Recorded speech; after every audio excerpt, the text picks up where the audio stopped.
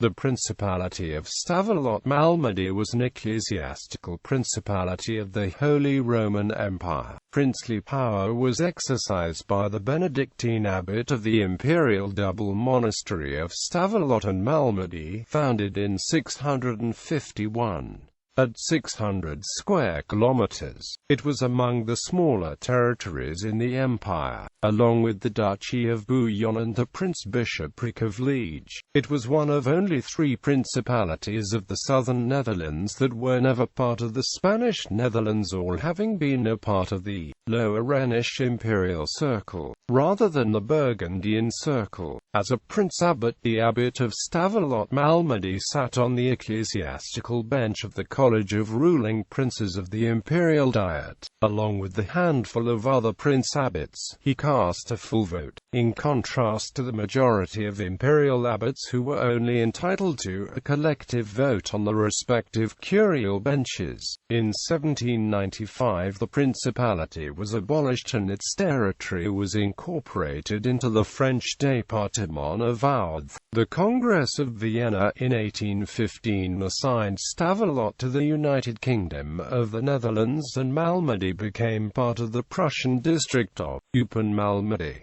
Both are currently parts of the Kingdom of Belgium, since the 1830 Belgian Revolution and the 1919 Treaty of Versailles respectively. History. Establishment. St. Remaclus founded the Abbey of Stavelot on the Ambelve River circa 650 on lands occupying the border between the bishoprics of Cologne and Tongres. This territory previously having been part of the Frankish Carolingian Empire. A charter of Sigebert III, King of Austrasia, entrusted Remaclus with both monasteries of Stavelot and Malmedy a few kilometers eastwards in the Ardennes forest, a place of horror and solitary isolation which abounds with wild beasts. Sigebert granted forest land, and his mayor of the palace, Grimoald the Elder, was charged with furnishing money to build the 2 monasteries, and continued to foster these communities with personal gifts and means from the king. The monastery of Malmedy is considered by the historians and the hagiographers to be slightly older than the monastery of Stavelot, with the town claiming foundation in 648.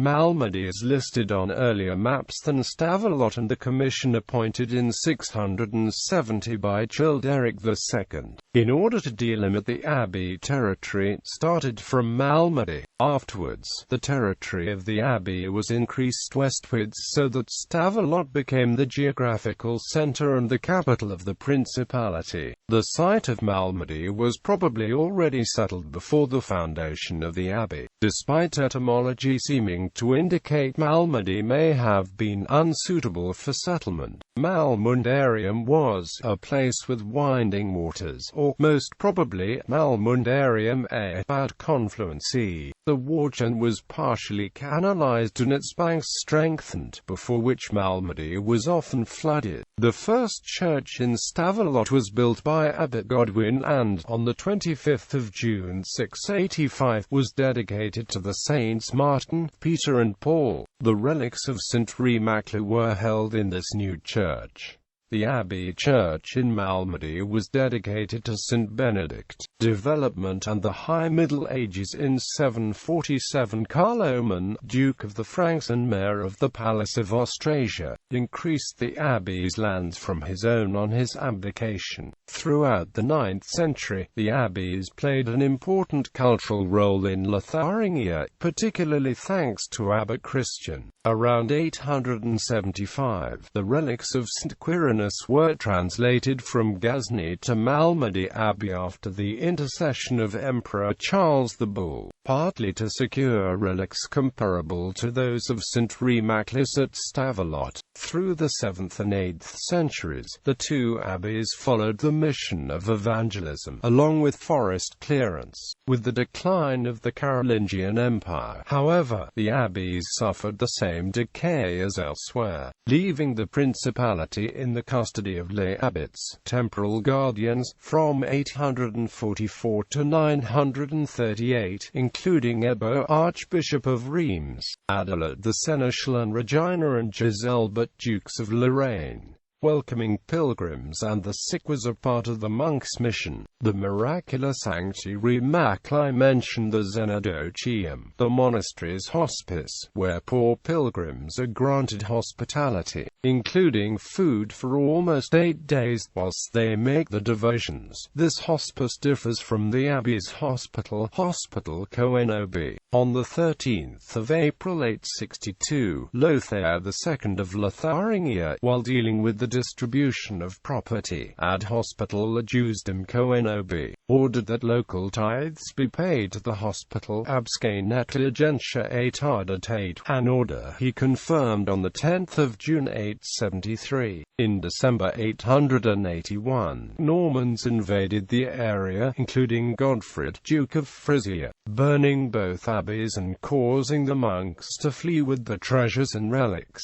Several historical sources provide evidence on the raid of 881, which was well prepared and organized. The monks rushed to dig up the relics of Remaclus and fled to the county of Porcian in present-day Bogny-sur-Meuse in the French Ardennes. The surrounding region was largely unaffected by the invasion. Stavelot and Malmedy were both burned, with the monks not returning until just before Christmas 882. With a stay in Chus allowed them to repair the roofs of the monastic buildings. Relics from Aachen, which had been entrusted to the monks at Stavelot because of the Norman threat, were returned intact. In gratitude, on the 13th of November 882, Charles the Fat, Carolingian Emperor and King of East Francia, Alemannia and Italy, granted the abbeys the lands of Blendef, a dependency of Louvain, and restored to them the chapel in Bras. In 885, Normans extracted ransom from Hespe and passed through the Meuse Valley, marching on Prum, causing the monks of Stavelot to flee again. Finding refuge in the county of Lone and Chevremont, the Miracula Remacli details the flight from the invaders and follows the monks' wanderings. After the invasions, Abbot Odilon rebuilt the ruined abbey of Stavelot with support from bishops of Liège, including Notker, the first prince-bishop. The abbots Odilon and Werenfried rebuilt the abbeys with new buildings.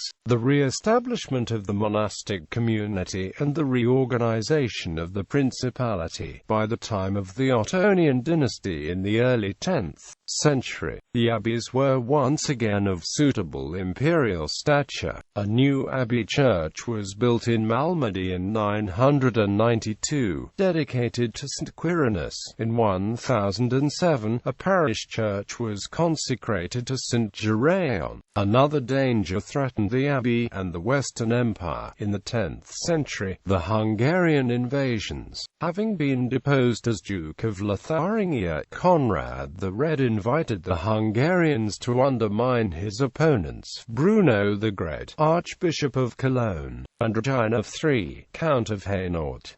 The Annales Stabilensis report, Anno 954 Ungri Populantur Regens Gallia, Anno 995. Victoria des Hongres.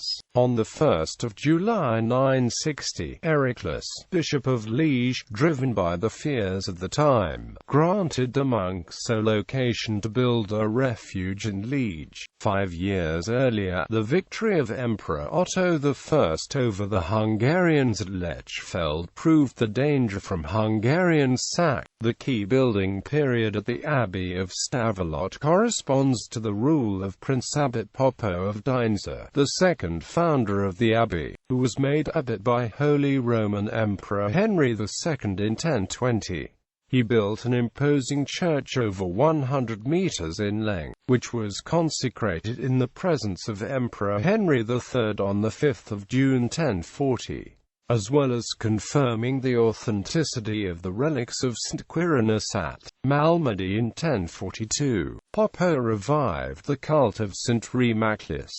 Popo died in 1048. His cult, which began almost immediately, focused on his resting place in the crypt. Thietmar was the lay patron who assembled carpenters and stonemasons to build the abbey church. Malmedy developed around the monastery. Until the end of the 10th century, the villagers used the chapel of St. Laurent, an apsidiole of the abbey church, as the place of worship. In 1065, controversy arose when Anno II Archbishop of Cologne named Tegnian of Brauweiler abbot of Malmedy, on dubious authority. Whilst Malmedy was in the Archdiocese of Cologne, the two abbeys were linked and, thus, under the purview of the Diocese of Liège, where Stavelot lay. This occurred despite several previous imperial bulls reinforcing the position that the two abbeys should be subject to a single abbot. The monks from Stavelot processed to Malmedy with the crozier and relics of St. Remaclus to remind the rebellious monks of the traditional order for the abbeys that the saint had instituted.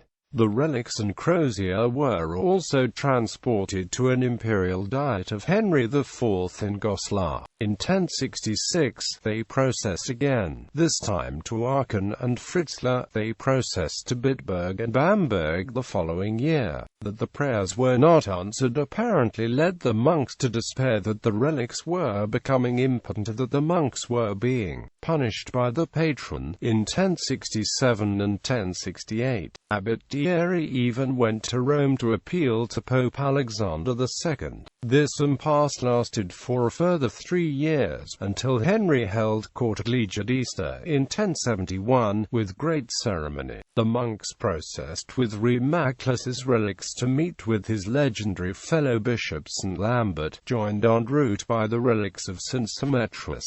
Numerous miracles convinced the emperor to recognize the union of the two abbeys and reiterate the superiority of Stavelot, forcing Anno eventually to capitulate. A rejoiceful procession back to Stavelot paused en route to celebrate Mass on the banks of the Meuse. Finally, the monks processed with Remaclus's relics to the abbey at Malmedy to symbolize the restoration of his and their authority. This series of episodes is recounted in the heroic narrative of the triumph of St. Remaclus and confirmed in several contemporary sources. In 1098, Wibold was born in the hamlet of Chevride, near Stavelot. Elected Prince Abbot in 1130, he played a key international-level role in the religious life of the region and the abbeys. In 1138, he granted permission for the castle to be built in Loan, first mentioned in an 862 abbey charter. In the 12th to 15th centuries, however, the abbacy experienced a slow decline. In the 14th and 15th centuries, several imperial edicts afforded the protection of the Counts of Luxembourg, firstly under Emperor Charles IV.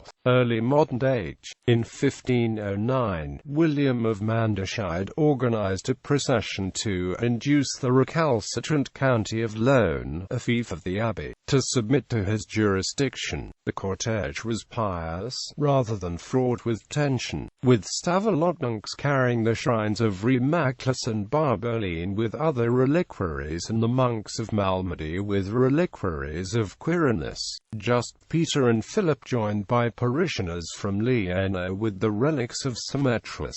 In 1521, after the castle in Loan had been dismantled, William added Count of Loan to the abbot's titles, with the county representing most of the western portion of the Principalities territory. The abbey church served as a monastic church and is a church of pilgrimage until the French Revolution. Its imposing gatehouse tower was rebuilt in 1534. Its ground floor is all that remains, though the abbey church has been excavated and its layout is shown on the ground. Malmedy began to flourish particularly in the 16th century with the development of tannery. In 1544 there were only 216 houses with 1,000 inhabitants, but that over tripled by 1635. After the death of Abbot Christopher of Manderscheid, there was a series of absent abbots, including Maximilian Henry of Bavaria, who reformed the abbey in 1656. In the 17th century, Stavelot and Malmedy were major centers of tanning in Europe. Other industries also known to Malmedy include cotton manufacturing, manufacture of chess sets, dominoes and gingerbread. Papermaking was particularly important to Malmedy, as was the manufacture of gunpowder. In 1659, a Capuchin convent was built in Stavelot. Despite the abbess's neutrality and the protection of the prince abbots, the territory was invaded at least 50 times by troops passing through, whose depredations had disastrous consequences for the population, including the 4th of October 1689 raising of both Stavelot and Malmedy on the orders of Nicolas Catinat, general to Louis XIV of France. During the 9 Years' War, in Stavelot, the entire town, including over 360 houses, was destroyed, leaving just the abbey and its farmyard standing. Some 600 out of the 660 houses of the town were destroyed, and it took more than a century to completely rebuild Malmedy. Malmedy's 1601 city walls had previously been destroyed by French troops in 1658, during the 1635–59 Franco-Spanish War. The wars and passage by troops of Brandenburg, Prussia, the Dutch Republic, France and Liège, had cost the Principality the sum of 2.75 million Reichsdaler, requiring the abbey to borrow 134,000 thalers from Liège and Verviers. Another loan, shared amongst the communities, totaled 109,000 thalers, with annual interest of 14,161 thalers and arrears of 26,000 thalers. By the start of the 18th century, the Principality had lost a third of its territory, as a result of war, fires, pillage and unjust encroachments. The deputies to the Imperial Diet complained that, in the 16th century, the Spanish Netherlands had seized several territories and that the Bishopric of Liège had stolen over half a dozen seigneuries totaling over 2,000 households, adding that the Principality itself retained only 1693 households, having had 3,780 households before the upheavals, and that the suffering of the Principality had caused some of the richest and most powerful families to emigrate.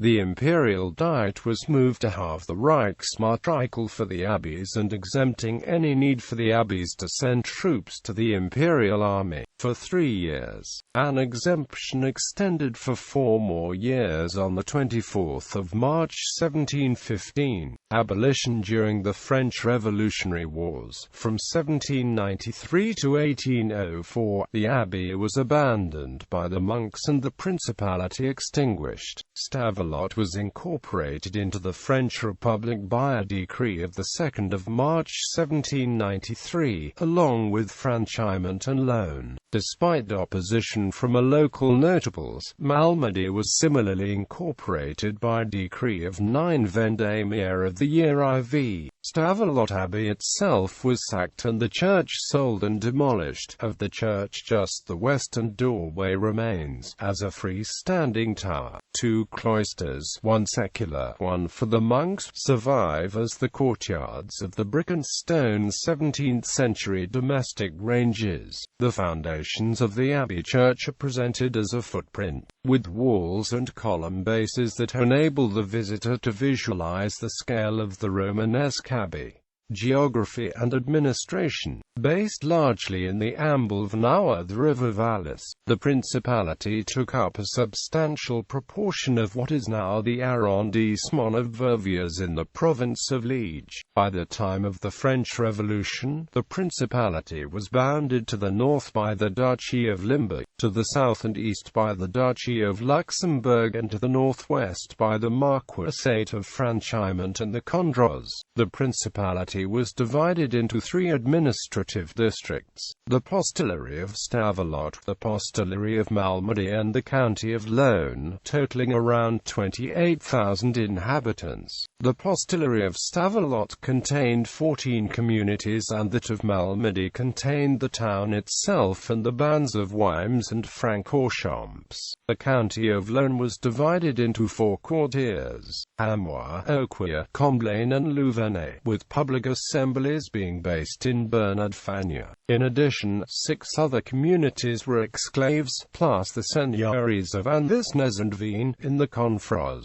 In 1768, these 2 seigneuries were exchanged with Liège for Thouars, Sclesand and Oreille. Several sources note that there were disputes between the 2 abbeys, with Stavelot assuming primacy over Malmedy. To the latter's discontent, the new abbots were invested in Stavelot on behalf of both abbeys. Whilst an absolute principality, in some matters the prince-abbot could consult a general assembly or etats of clergy, dignitaries, princes' officers, mayors and aldermen, whose main role was to vote for taxes. Each of the 3 districts had its own provincial assembly and court, with a princely council for highly contested cases, as a court of last resort. Citizens could appeal to the Reichskammergericht, created by Emperor Maximilian I on the model of the parliaments in Paris and Mechlin and headquartered in Frankfurt, Speyer and Wetzlar. Shortly before the Principality's extinction, it contributed just over 81 Reichsthaler per session to the imperial economy, with annual revenues of around 25,000 Rhenish guilder. Art. The abbeys at Stavelot and Malmedy commissioned some of the finest surviving works of Mosin art, one of the leading schools of Romanesque art, especially in goldsmith metalwork, which was still the most prestigious form of art. The collections were dispersed by wars and finally the French Revolution, and works from the abbeys are now in museums across the world. The illuminated manuscript Stavelot Bible was probably the abbey's main Bible, and created there by several hands over a 4-year period ending in 1097, and other works can be identified from the same scriptorium. The Bible has been described as a perfect microcosm of the influences and interests that gave rise to the first Romanesque painting. A group of manuscripts from the less productive scriptorium at Malmedy were donated to the Vatican Library in 1816 by Pope Pius VII, including the Malmedy Bible and 2 lectionaries from about 1300.